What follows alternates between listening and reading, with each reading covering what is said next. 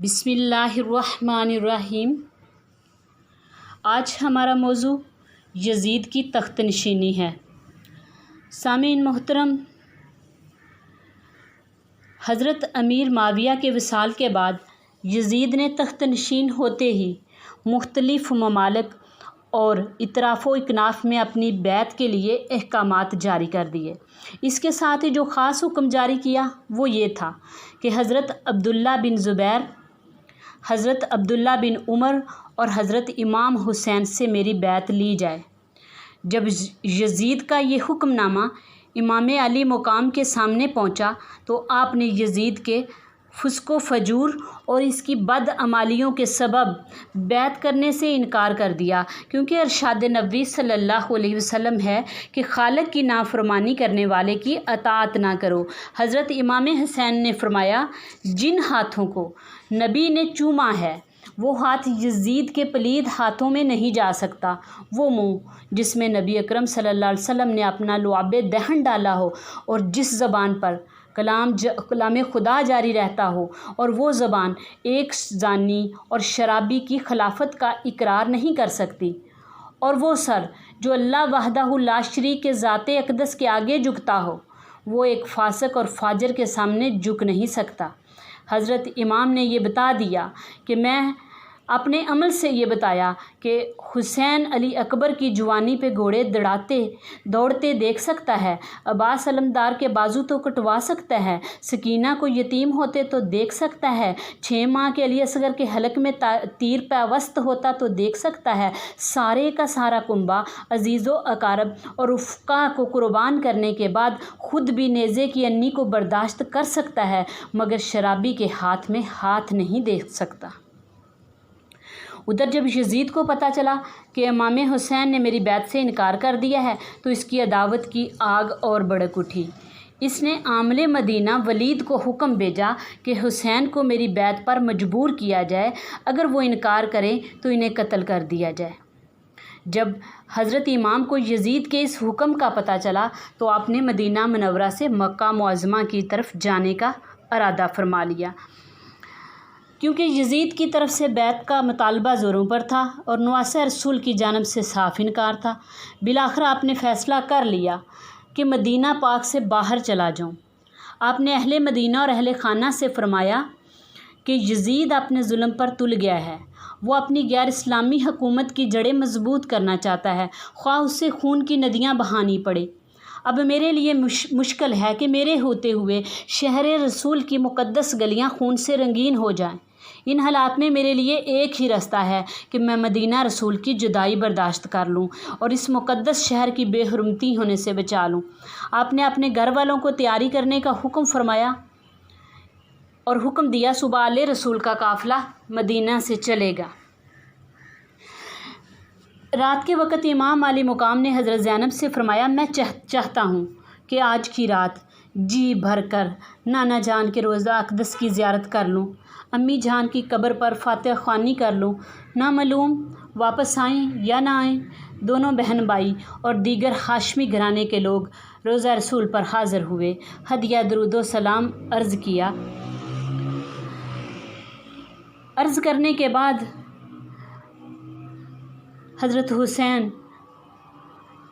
اپنے نانا مصطفیٰ سے یوں مخاطب ہوئے، نانا جان ہم آپ کے روضے سے دور جا رہے ہیں۔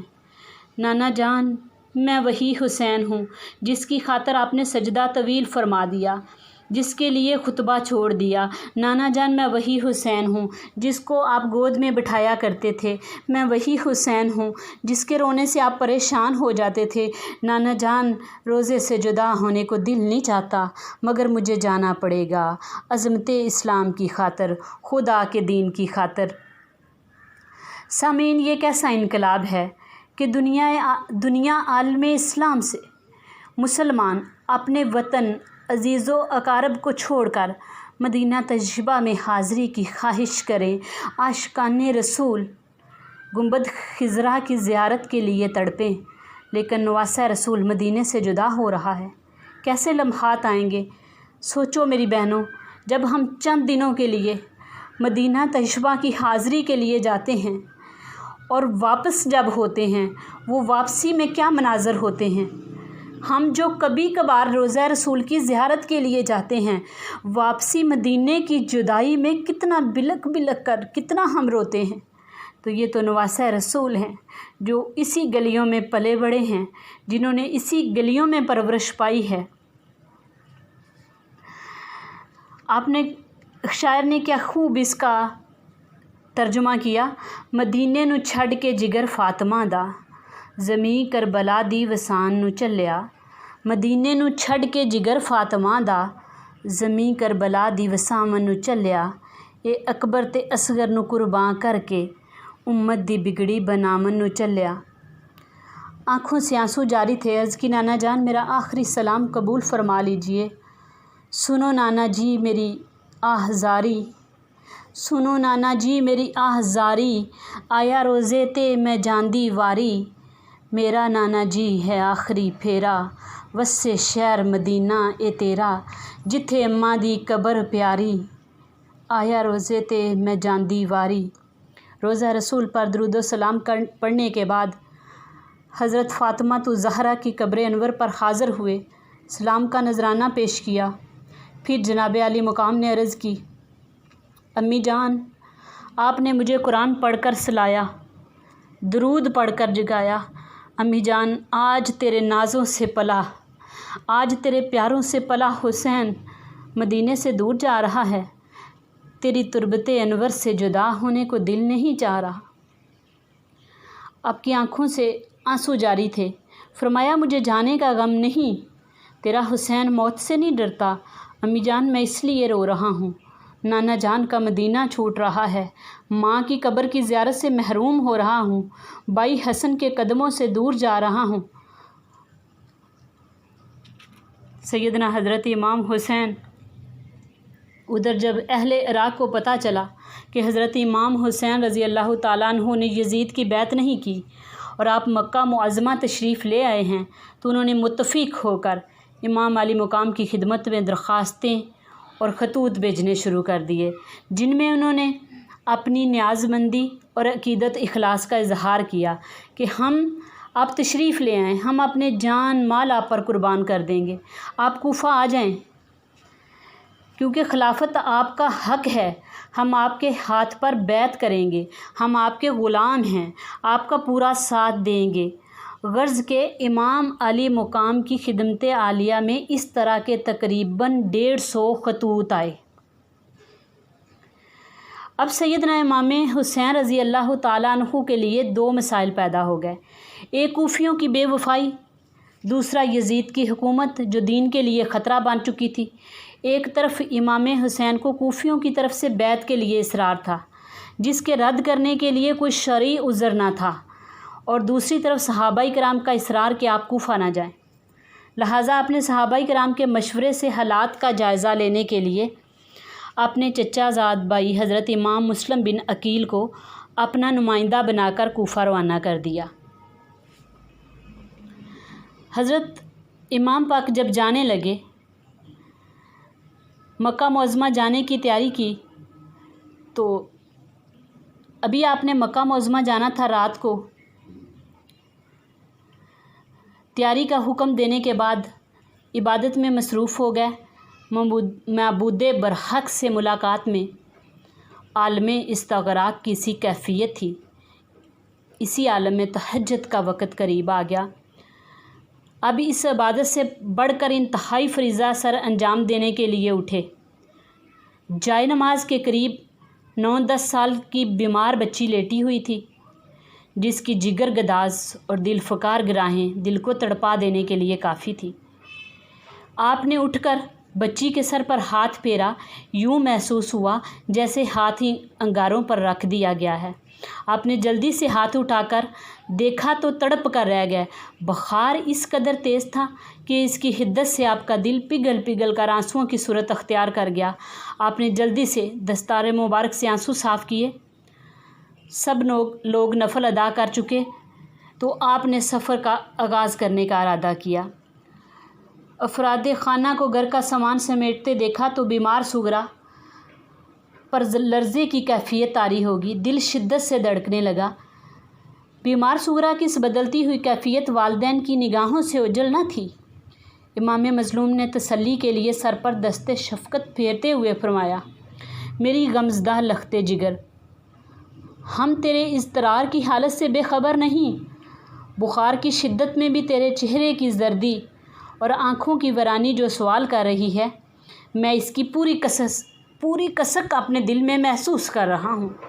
پیاری بیٹی، تمہاری اداس اور بے چین نگاہیں مجھ سے پوچھ رہی ہیں کہ ہم کیوں اور کہاں جانے کے لیے تیاریاں کر رہے ہیں۔ میری نور چشم، تیری حسرت بری آنکھیں یہ سوال کر رہی ہیں کہ تیاریوں میں تجھے کیوں نہیں شریک کر رہے۔ پیاری بچی، میں بڑے امتحان کے لیے جا رہا ہوں، جہاں باطل کو مٹانے کے لیے ہو سکتا ہے مجھے اپنا سر بھی دینا پڑے۔ میں تمہیں اس سے زیادہ کچھ نہیں بتا سکتا۔ بیٹی صبر کرنا، تو صابر کی بیٹی ہے، صابرہ بن کر رہنا۔ اس گفتگو کے بعد حضرت امام علی مقام نے غمزدہ بچی کی طرف آخری حسرتناک نگاہ ڈالی اور گھر سے باہر نکل آئے۔ باہر آ کر ام المومنین حضرت ام سلمہ کو بچی کا خاص خیال رکھنے کی نصیحت فرمائی۔ اسی اثناء میں جناب صغرا دوبارہ بے ہوش ہو گئی اور اسی عالم میں اہل بیت باری باری بیمار صغرا کے سر پر دست شفقت پھیرتے واپس آتے گئے اور یہ قافلہ نور طلوع سحر سے پہلے ہی مکہ معظمہ کی طرف روانہ ہو گیا۔ اس کی منظر کشی شاعر نے یوں کی، گلی گلی مدینے دی چیخ اٹھی، گلی گلی مدینے دی چیخ اٹھی، جدوں کربلا دا شاہ سوار ٹریا، یہ تے جگر حسین دا جان دا اے، کیویں چھڈ کے بچی بیمار ٹریا، ٹریا کوئی نہیں کراں تو انج جویں اج زہرا دا لال ٹریا، ٹریا کوئی نہیں کراں تو انج جویں اج زہرا دا لال ٹریا، روندا ہویا حسین ذی شان جندرے اماں دے حجرے نوں مار ٹریا۔ نواسہ رسول کا قافلہ سفر کی صعوبتیں برداشت کرتا ہوا بالآخر مکہ معظمہ پہنچ گیا۔ جیسے جیسے لوگوں کو آپ کی آمد کی خبر ہوئی، گروہ در گروہ آپ کی زیارت کے لیے آنا شروع ہو گئے۔ کوفے والے بھی یزید پلید کی حکومت کو نہ مانتے تھے، انہوں نے امام علی مقام کو خطوط لکھے۔ کوفے والوں کے اس قسم کے 150 خطوط جمع ہو گئے۔ امام علی مقام نے اپنے احباب سے مشورہ کیا تو طے پایا کہ سب سے پہلے کوئی شخص جا کر وہاں کے حالات کا جائزہ لے اور جائزہ لے کر خط لکھے، بعد میں عملی اقدام اٹھائے جائیں گے۔ فیصلہ کیا گیا کہ اب کون جائے۔ قرعہ اندازی میں مسلم بن عقیل ان کا نام نکلا تاکہ وہاں کے حالات سے مکمل طور پر جا کر آگاہ کریں۔ جب سیدنا حضرت مسلم بن عقیل رضی اللہ تعالی عنہ نے قرعہ فال اپنے نام نکلتا دیکھا تو نہایت مسرت کا اظہار کرتے ہوئے اسی وقت رخصت سفر باندھ لیا۔ اپنی بیٹی کو امام علی مقام کے سپرد کر دیا اور دونوں بیٹے ابراہیم اور محمد کو ساتھ لے کر کوفہ کی طرف روانہ ہو گئے۔ سامعین محترم، کوفہ میں لوگوں نے آپ کا والہانہ استقبال کیا۔ آپ کے کوفہ پہنچنے کی خبر تمام شہروں میں پھیل گئی۔ مخلوق جوک در جوک آپ کی زیارت اور ملاقات کے لیے حاضر ہونے لگے۔ کوفہ میں ایک نئی بہار آ گئی۔ ایسا معلوم ہوتا تھا جیسے آسمان سے چاند اتر آیا ہے۔ چہروں سے نور کی شعاعیں نکل رہی تھی۔ تینوں باپ بیٹے بیٹھے چہرے دمک رہے تھے، اس لیے کہ تیری نسل پاک میں ہے بچہ بچہ نور کا، تیری نسل پاک میں ہے بچہ بچہ نور کا، تو ہے عین نور، تیرا سب گرانہ نور کا۔ سامعین محترم، آپ اس میں آگے مزید ویڈیو دیکھنے کے لیے حضرت مسلم بن عقیل اور ان کے بچوں کی شہادت کس طرح ہوئی، آپ مزید اگلی ویڈیو میں سن سکتے ہیں۔ وما علینا الا البلاغ المبین۔